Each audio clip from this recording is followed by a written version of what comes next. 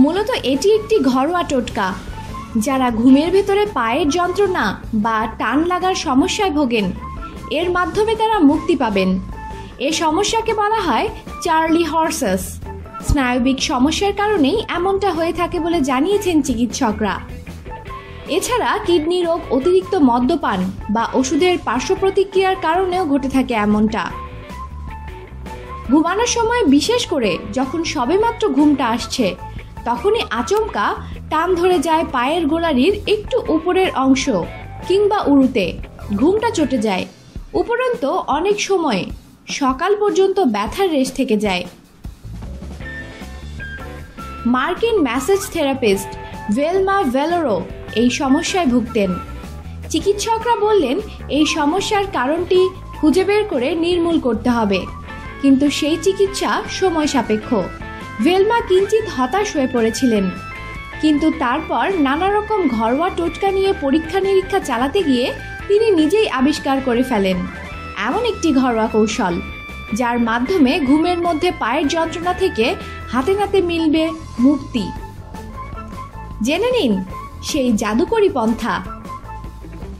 ভেলমা রাতে ঘুমানোর সময় বিছানার চাদরের নিচে একটি সাবানের বার রেখে দিতেন। সাধারণত গোসল করার সাবানই ছিল এটি, কিন্তু তাতেই অবিশ্বাস্য ফল পাওয়া গেল।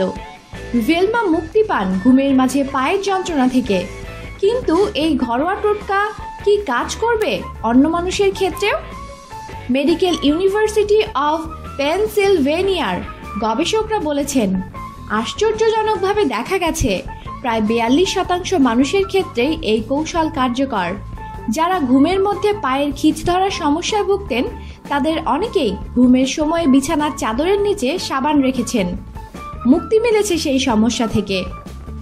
তবে কিভাবে একটি সাবান নিষ্কৃতি দিতে পারে পায়ের যন্ত্রণা থেকে, তা জানা যায়নি। একটা সম্ভাব্য কারণ হতে পারে এই যে শরীরে ম্যাগনেসিয়ামের অভাব ঘটলে পায়ে এই ধরনের টান ধরে, আর সাবানে থাকে ম্যাগনেসিয়াম। কাজেই এমনটা হওয়া অসম্ভব নয় যে সাবানের সংস্পর্শে পা দুটি থাকলে পায়ের ম্যাগনেসিয়াম ঘাটতি কিছুটা লাঘব হবে। সেই কারণেই হয়তো মুক্তি মেলে পায়ের এই আকস্মিক যন্ত্রণা থেকেও। রকমারি নানা রকম খবরের জন্য সাথেই থাকুন, আর অবশ্যই সাবস্ক্রাইব করুন।